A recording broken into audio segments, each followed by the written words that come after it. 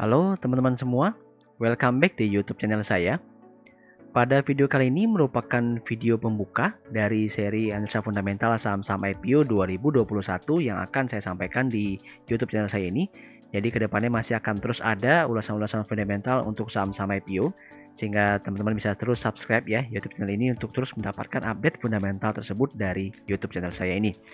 Oke, sebelum saya mulai tentang ulasan sahamnya, saya perlu menyampaikan disclaimer kepada teman-teman dan Bapak Ibu yang menonton video ini, bahwa ulasan yang saya sampaikan pada video ini tidak dengan tujuan untuk mengajak Bapak Ibu dan teman-teman semua melakukan pembelian ataupun penjualan saham Widodo Makmur Unggas, yang dimana adalah wajib bagi Bapak Ibu yang menonton ulasan ini untuk melakukan konfirmasi mandiri kebenaran informasi yang saya sampaikan langsung dari prospektus ataupun keterbukaan informasi perusahaan. Saya juga akan meminta dukungan teman-teman ya untuk terus subscribe YouTube channel ini, serta like, share, dan put komentar teman-teman pada kolom video.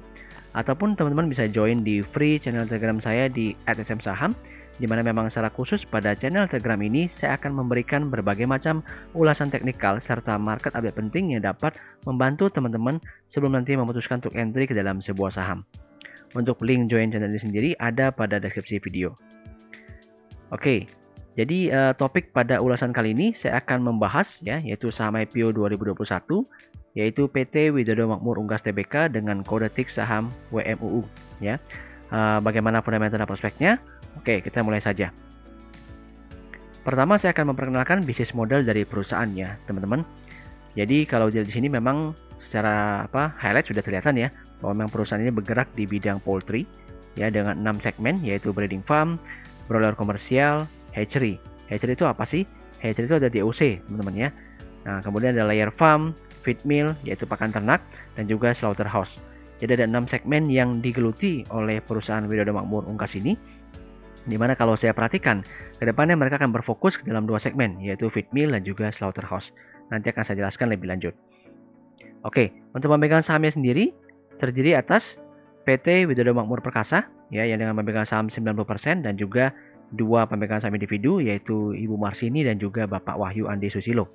Ya, di sini saya dapatkan dari informasi keterbukaan perusahaan sebelum IPO ya. Jadi ini ada komposisi sebelum IPO. Kemudian berdasarkan histori perusahaan, saya juga dapatkan informasi bahwa pada dasarnya ini didirikan pada tahun 2015 dengan nama PT PMP, yaitu PT Pakan Makmur Perkasa, dan kemudian berganti nama di tahun 2017 menjadi PT Widodo Makmur Unggas. Jadi memang ini sebenarnya perusahaannya sudah tahun 2015 sudah ada, sudah beroperasi, namun namanya berubah ya, sekarang menjadi PT Widodo Makmur Unggas. Pada tahun 2015 sendiri juga selama namanya PT Pakan Makmur Perkasa, ini pemegang saham mereka adalah PT Pasir Tengah. Ya, namun sejak diganti akta hukumnya itu berubah menjadi pemegangnya adalah PT Widodo Makmur Perkasa. Oke. Berikutnya untuk shareholder sendiri, yaitu PT Widodo Makmur Perkasa. Di sini saya akan sedikit memperkenalkan saja ya. Silakan teman-teman nanti bisa melihat langsung di website perusahaan. Jadi kalau bicara ini pemegang saham daripada Widodo Makmur Unggas, yaitu PT Widodo Makmur Perkasa, ini adalah bergerak di bidang core bisnis usaha penggemukan sapi ya, di mana data ini merupakan salah satu perusahaan penyuplai sapi bakalan terbesar di Indonesia. Ya, di sini juga saya baru tahu nih, ya satu yang terbesar. Di mana di WMP ini memiliki 7 core bisnis utama, yaitu livestock, yaitu peternakan sapi ini, kemudian meat, food and commodity, poultry. Nah, ini di bawah PT Widodo Makmur Unggas ya. Kemudian properti, energi, dan juga capital investment. Seperti itu. Ya, jadi memang dari sisi core bisnis perusahaan, dari usaha pengembangan sapi, kemudian berekspansi atau mendiversifikasi usahanya itu ke dalam poultry ya, sebuah usaha yang sinkron ya harusnya ya. Jadi memang cukup relevan, sudah memiliki pengalaman dalam usaha peternakan seperti itu. Ya, jadi harusnya dengan dukungan induknya seperti ini, harusnya perusahaan PT Widodo Makmur Unggas harusnya bisa berkembang dengan lebih baik lagi. Oke, sekarang kita akan lihat struktur manajemen dari perusahaan ini. Nah, di sini ada beberapa highlight ya. Di sini saya akan highlight 2 saja teman-teman ya, yaitu direktur utamanya yaitu Bapak Ali Masadi dan juga komisaris utamanya yaitu Bapak Tumbiana. Ya, dari riset sedikit yang saya lakukan terhadap direktur utama, di sini saya perhatikan memang profil beliau memang seorang akademis yang lahir dari profesional. Jadi beliau berkarir dari bawah ya, dari kelompok grup Widodo Makmur. Kalau saya perhatikan itu sempat menjadi feed mill manager, sempat menjadi general manager di Pakan Makmur, juga sempat menjadi CEO juga ya di perusahaan tersebut. dan akhirnya sekarang diangkat menjadi Direktur Utama dari PT Widodo Makmur Unggas. Secara latar belakang sendiri kalau saya perhatikan memang related ya. Jadi ini lulusan Animal Science dan juga Magister Management seperti itu. Jadi ya cukup pas sih harusnya diisi oleh profesional. Nah, kemudian highlight yang kedua yang akan saya ulas adalah komisaris utama mereka, yaitu Bapak Tumiana. Ya, di sini menarik ya. Kenapa teman-teman? Karena tetap Bapak Tumiana ini merupakan mantan direktur daripada PTPP dan juga Wijaya Karya. Ya, jadi memang kalau kita perhatikan, ini beliau merupakan key person yang membawa ya PT Widodo Makmur Unggas ini melantai di bursa seperti itu ya. Jadi beliau ditunjuk mungkin sebagai komisaris utama, sebenarnya juga sekaligus sebagai salah satu pemilik sih ya, karena beliau juga adalah salah satu pemilik dari PT Widodo Makmur Perkasa yang merupakan induk daripada PT WMU seperti itu. Ya, jadi dengan peran daripada Bapak Tumiana, saya cukup yakin sih ke depannya ini bisa membawa PT Widodo Makmur Unggas itu untuk tumbuh lebih besar lagi, ya bisa menjalin kerjasama ataupun partnership yang lebih luas lagi, serta tentunya memiliki akses pembiayaan yang lebih mudah ya. Karena beliau sudah berpengalaman tentunya menjadi nahkoda perusahaan konstruksi besar seperti PTPP maupun Wika. Ya, oleh karena itu saya bilang perusahaan ini akan berkembang dengan baik. Nah, sedikit saya highlight mengenai entitas anak perusahaannya yang memang hanya ada satu saat ini yang saya dapatkan informasinya, yaitu PT Adijaya Unindo Perkasa yang bergerak di bidang feed mill, yaitu penyuplai bahan baku dan juga perdagangan pakan ternak. Jadi dari sisi segmen bisnisnya, ini PT Adijaya ini menyuplai bahan baku kepada induknya, yaitu PT WMU tadi, ya, di mana PT WMU nanti akan memproduksi pakan ternak, kemudian nanti akan diperdagangkan kembali oleh PT Adijaya mereka. Jadi anak usahanya menjadi distributor daripada pakan ternak yang diproduksi oleh PT WMU seperti itu. Ya, dari sisi pemegang saham sudah jelas ya. Di sini tertulis bahwa PT Widodo Makmur Unggas ini adalah 68% dan juga ada individual yang memegang Istanto sebanyak 32%. Kalau kita lihat sedikit dari sisi kinerja keuangannya, ini jelas bertumbuh ya 2017, 2018, 2019. Teman-teman bisa perhatikan dari sisi jumlah aset mereka itu bertumbuh. Namun ada sedikit highlight yang perlu kita perhatikan, di mana di sini jumlah liabilitasnya juga meningkat signifikan sekali ya. Ya, ini bahkan jauh lebih besar dibandingkan ekuitasnya kalau saya perhatikan. Ya, memang kita tidak bisa mendapatkan informasi lebih detail, namun saya lebih berfokus kepada profit and loss mereka. Karena dari sisi ekspansi yang mereka lakukan, ini terlihat bahwa memang berhasil memboost ya penjualan mereka dari 2017, 2018, 2019 sampai dengan 2020. Jadi memang terlihat meskipun ini dibiayai dengan pinjaman yang besar, tapi ternyata mampu membuat peningkatan yang signifikan dari penjualan serta laba bersih mereka. Ya, harusnya ini track ke depannya akan lebih bagus lagi. Ya, kita perlu melihat kontribusi ke depannya daripada PT Adijaya ini kepada WMU seperti apa. Ya, harusnya akan positif. Oke, sekarang saya akan membahas sedikit mengenai skema IPO-nya. Ya, yaitu untuk kode perdagangan, ingat ya, yaitu PT WMU. Jadi bagi teman-teman mungkin yang menonton video ini yang memang sudah memesan IPO-nya, ya silahkan diingat kode perdagangannya. Ini akan dicatatkan di bursa pada tanggal 2 Februari 2021. Jadi listing di minggu depan ya, pada saat video ini saya buat seperti itu. Untuk lembar saham publik akhirnya diputuskan 1,94 miliar, yaitu hanya 15% dari modal ditempatkan di store, lebih kecil dibandingkan rencana awal sebesar 35%. Dengan skema ESOP ya 7,5% dari 1,94 miliar dan juga MSOP 0,12 miliar di luar daripada 1,94 miliar tersebut. Untuk harga IPO sendiri ditetapkan di level 180 miliar dan jumlah target perolehan dana IPO di level 349 miliar.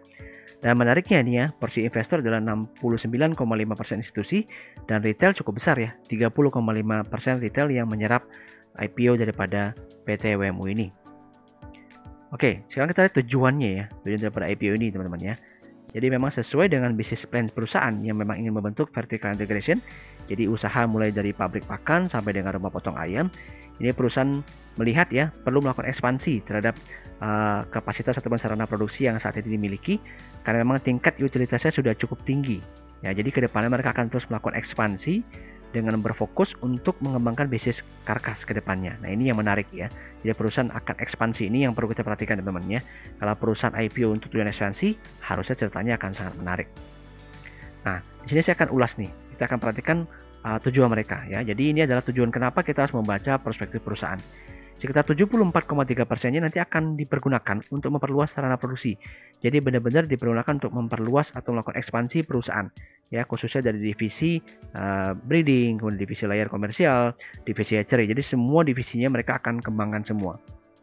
Nah, di sini yang menariknya buat saya adalah saya highlight di sini adalah akan ditargetkan beroperasi di tahun 2021 semua teman-teman ya. Jadi di Mei 2021, kemudian September 2021, kemudian juga hatchery ini Agustus 2021. 20% lebih ini juga untuk pembuatan fasilitas broiler komersial farm ini beroperasi targetnya dalam Maret 2021. Kemudian juga 11% ini untuk slaughterhouse lokasi di desa Menteng Sari ya, dengan target beroperasi di Maret tahun 2021 juga. Kemudian juga 12% ini juga di Agustus 2021 seperti itu. Jadi all daripada capex mereka ini direncanakan semua di 2021 teman-teman ya. Jadi jelas ini menarik, memberikan kita sebuah clue bahwa ini kinerjanya akan sangat baik di 2022 ya, karena semua ekspansi mereka akan dilakukan di 2021 ya. Saya harapkan bersama saja bahwa ini bisa berjalan dengan baik, berjalan dengan rencana yang ditetapkan, jadi sehingga hasilnya bisa dilihat oleh investor-investor WMU di tahun 2022 ya. Seharusnya di Q3, Q2, Q3 sudah mulai kelihatan sih, tapi mungkin akan lebih masif kelihatannya di 2022 seperti itu. Dan sisanya dari dana IPO tersebut digunakan untuk modal kerja ya, jadi modal kerja perusahaan serta modal kerja dari anak perusahaan seperti itu. Jadi memang all ini kalau saya perhatikan tidak ada unsur sama sekali untuk membayar hutang. Nah ini yang menarik ya. Jadi perusahaan cukup yakin dengan aset lancar atau dana kas yang mereka peroleh agar bisa membiayai utang itu dengan usaha mereka sendiri seperti itu. Nah, sekarang kita akan mengulas sedikit mengenai key fundamental daripada kinerja keuangan PT Widodo Makmur Unggas. Kalau diperhatikan ya, ini adalah prospektus sebelum perusahaan IPO dengan kondisi informasi kinerja keuangan per 31 Oktober 2020. Di sini simpel saja sih teman-teman ya, kalau perhatikan kinerja keuangan cukup berfokus saja pada pertumbuhannya. Jadi kalau memang dia bertumbuh terus nih dari 2017 naik terus sampai dengan 2020 nih asetnya terus bertumbuh seperti itu ya. Kita juga harus memperhatikan pertumbuhannya karena apa. Dan kalau di sini saya perhatikan memang karena peningkatan daripada hutang sih ya. Jadi ini dibantu dengan peningkatan hutang. Nah, yang penting adalah kita harus lihat nanti kontribusinya seperti apa pada revenue. Itu yang paling penting. Serta komposisi struktur neracanya seperti apa. Apakah masih akan memberatkan, apakah masih cukup fair bisa kita terima. Yang penting seperti itu ya, konversinya dari hasil kerja mereka ke profit and loss. Jadi kalau orang berutang kan boleh-boleh saja gitu ya. Tapi kalau memang ternyata menghasilkan ya itu akan bisa diterima dengan baik. Jadi kalau kita perhatikan di sini di profit and loss mereka ternyata benar ya. Jadi dengan ekspansi yang mereka lakukan itu mulai 2019 sebenarnya ya sudah mereka lakukan sebelum IPO. Oleh karena itu kita perhatikan tingkat hutangnya, liabilitasnya meningkat. Dan ini memang berhasil ya. Terbukti mereka meningkatkan terus penjualan mereka. Di 2017 masih di tingkat 90 miliar di sini kalau saya perhatikan. Namun di 2020 di sini sudah berpotensi nih untuk melewati 1 triliun ya. Ini masih posisi 31 Oktober, jadi sangat berpotensi untuk melewati 1 triliun. Ya, sangat-sangat menarik sekali ya. Dan kalau saya rekap ya teman-teman semua ya, di sini kalau kita perhatikan struktur neracanya memang sedikit mengalami pelemahan ya. Jadi karena rasionya menurun, kalau saya perkirakan ya, ini memang digunakan untuk melunasi hutang-hutang mereka. Ya, sehingga bisa diperhatikan bahwa di level 2018, 2019 ini rasio daerah terus mengalami penurunan. Dan oleh karena itu cukup strategis mungkin bagi perusahaan untuk segera menggelar IPO karena mereka butuh dana lebih untuk ekspansi tanpa mau membebani lagi kan, tanpa mau menambah pinjaman lagi seperti itu. Sehingga otomatis struktur utang mereka, struktur neraca mereka akan lebih baik. Nah, kalau saya yang penting adalah kontribusinya teman-teman ya. Yang penting kalau neracanya ini mengarah kepada perbaikan ya dengan strategi yang tepat yaitu mencari dana melalui IPO perusahaan, itu tentu kita akan melihat ini sebagai sebuah apresiasi yang positif. Yang paling penting adalah bagaimana mereka bisa mengkonversikan usaha mereka tersebut dalam penjualan. Itu yang paling penting tentunya kan. Bisa memberikan earnings kepada para pemegang saham. Dan di sini terlihat sih dari track record perusahaan mereka dari kinerja keuangan ini bisa kita perhatikan bahwa arah ekspansi mereka adalah positif. Karena terus-menerus bisa meningkatkan penjualan serta margin laba bersihnya. Nah, ini akan kita harapkan tentu akan lebih kencang lagi di 2021 sampai dengan 2022 apabila semua rencana ekspansi mereka berhasil mereka selesaikan. Nah, berikutnya saya akan memberikan highlight mengenai keunggulan, strategi, serta prospek usaha perusahaan. Di sini kita perhatikan ya, jadi saya akan highlight sedikit saja. Di sini keunggulan kompetitifnya adalah di ekspansi yang dipercepat perusahaan teman-teman ya. Jadi di sini adalah komitmen dari manajemen, komitmen dari pemegang induk perusahaan itu untuk bisa mempercepat. Jadi mereka mengambil momentum nih kalau saya perhatikan memang ya, mereka mengambil momentum untuk mengekspansi dengan melakukan IPO. Ya, karena mereka sudah on track kalau kita perhatikan ya, sudah terus-menerus mengalami peningkatan sebelum IPO. Jadi dengan menambah dana melalui IPO, mendapatkan dana segar, ini bisa mempercepat hal itu. Tentu merupakan sebuah sinyal positif bagi teman-teman atau Bapak Ibu yang menjadi investor saham WMU ini. Strategi usaha sendiri kalau kita perhatikan seperti yang saya bilang tadi, ini fokus ya. Dia akan mulai membesarkan segmen rumah potong ayamnya. Dan kalau saya dapatkan informasinya, memang segmen bisnis ini cukup besar ya, yang menjadi kontribusi cukup besar bagi penjualan PT WMU ya, seperti itu. Di mana pada posisi per 30 Juni 2020 ini ternyata menduduki 87,7% teman-teman ya dari total penjualan perusahaan. Jadi bisa dikatakan memang nanti ke depannya WMU ini mungkin akan sedikit mengambil segmen yang berbeda ya dibandingkan dengan saham-saham lain yang di sektor putri juga ya, seperti Main, Java dan juga Cepin. Nah, selama ini ada, mereka lebih berfokus nih sepertinya akan ke bagian karkasnya seperti itu ya. Jadi mengambil segmen yang sedikit berbeda. Kalau saya boleh cerita, kalau Main itu lebih ke pakan ternak, justru kalau si Java dan Cepin mungkin lebih ke olahannya seperti itu.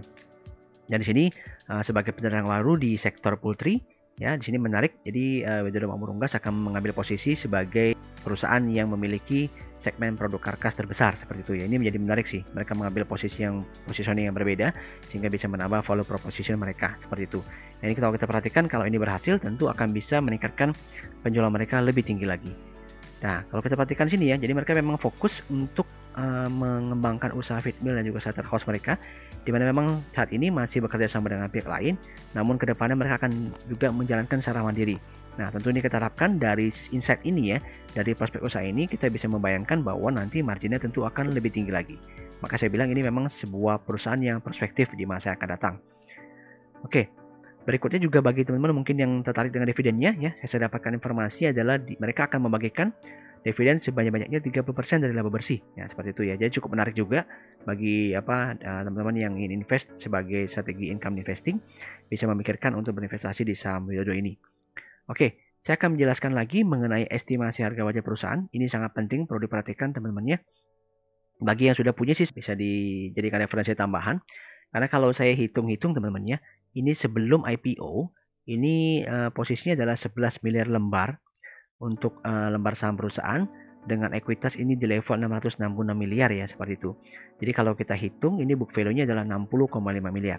Nah, otomatis setelah mereka IPO tentu ekuitas ini akan bertambah ya, signifikan karena diinjek oleh dana IPO ya, sebelum nanti dikurangi dengan biaya emisi dan lain sebagainya. Jadi kalau saya hitung, total lembar perusahaan setelah IPO adalah 12,96 miliar. Dengan asumsi di mana program ESOP dan juga MSOP mereka itu tereksekusi dengan baik semuanya ya. Nah, di sini saya perhitung untuk ekuitasnya per Februari 2021 adalah dari posisi 666 miliar per 2020. Ini saya tambahkan 34 miliar ya, estimasi saya saja, sehingga memiliki posisi per 31 Desember 2020 ya. Ini adalah estimasi saya sebesar 704 miliar. Ditambah dengan IPO yang mereka peroleh di 2021 sebesar 349 miliar, di mana di sini saya tidak mengasumsikan pengurangan atas biaya emisi ya. Jadi saya ambil bulatnya saja. Jadi saya dapatkan book value-nya itu sebesar Rp81. Ya, kurang lebih seperti itu. Dengan harga IPO per share di level Rp180, maka price book value perusahaan kita hitung di level 2,2 kali. Cukup premium ya. Premium yang bagi saya nih teman-teman ya. Kenapa? Karena perusahaan-perusahaan lainnya nanti saya akan bandingkan itu dengan Main itu pun masih jauh lebih kecil. Jadi dengan market cap 2,3 triliun bisa kita simpulkan bahwa memang secara valuasi ini mahal teman-teman ya. Khususnya bagi saya ya, saya menganggap ini mahal. Karena 2,2 kali dengan market cap 2,3 triliun itu sudah mahal menurut saya ya. Dibandingkan dengan Main yang selama ini sudah menjadi emiten yang listing di bursa ya, yang sudah kita ketahui bersama, Malindo Feed Mill, ini PBV-nya hanya 0,7 kali ya, dengan market cap sekarang di bawah 2 triliun teman-teman ya. Dengan omset revenue kalau nggak salah di atas 5 triliun ini Malindo Feed Mill. Jadi dengan bisa dibayangkan ya, perusahaan yang lebih besar kapasitasnya pun ini valuasinya masih jauh lebih murah dibandingkan Widodo Makmur. Jadi maka saya bilang ini sebuah catatan minus kalau bagi saya ya, saya belum tertarik untuk berinvestasi di saham Widodo Makmur ini ya, karena valuasinya sangat mahal. Karena konsep saya adalah value investing, jadi valuasi bagi saya adalah nomor satu selain daripada prospek. Kesimpulan kedua adalah ini menariknya adalah minat retail investor itu besar teman-teman ya. Ini mencapai lebih dari 30% kan, seperti yang saya tampilkan di awal. Jadi dengan lembar saham publik yang hanya 15% saja, saya perkirakan ini akan bisa terangkat harga sahamnya di perdagangan minggu pertama ya. Sekali lagi ini hanya estimasi saja, karena memang dari sisi minatnya ini cukup tinggi. Dengan lembar saham yang terbatas, maka potensi ya harga sahamnya untuk melambung lebih tinggi di pasar sekunder nantinya ya. Jadi mungkin saja di minggu awal akan naik dengan cukup lumayan. Nah, bagi yang ingin trading kita bisa perhatikan sih strateginya sepertinya ya. Karena kalau nanti kita lihat dia pergerakan sahamnya antara 2 minggu sampai 1 bulan, maka harusnya bisa ada potensi untuk kita lakukan entry. Ya, silahkan teman-teman bisa terus join di channel Telegram saya ya, untuk bisa mendapatkan update teknikal lebih lanjut seperti itu. Nah, kalau dilihat bagi saya sendiri ya, kalau saya ingin berinvestasi di saham ini, maka saya akan pantau lagi ya hingga 2-3 kuartal ke depan untuk melihat realisasi daripada ekspansi perusahaan. Ya, namun jelas bagi saya ini perusahaan prospektif dan potensi punya story teman-teman ya, sehingga sangat menarik untuk saya ikuti dan saya masukkan dalam watchlist trading saya seperti itu. Karena nanti akan saya lihat teknikalnya dalam pergerakan sampai 1 bulan ke depan. Ya, oleh karena itu teman-teman bisa silahkan join di channel Telegram saya untuk terus mendapatkan update teknikal daripada PT WMU ini. Oke, saya rasa sekian informasi dari saya. Silahkan subscribe YouTube channel ini dan bagikan video ini ke teman-teman yang lain. Terima kasih atas waktunya. See you in the next video.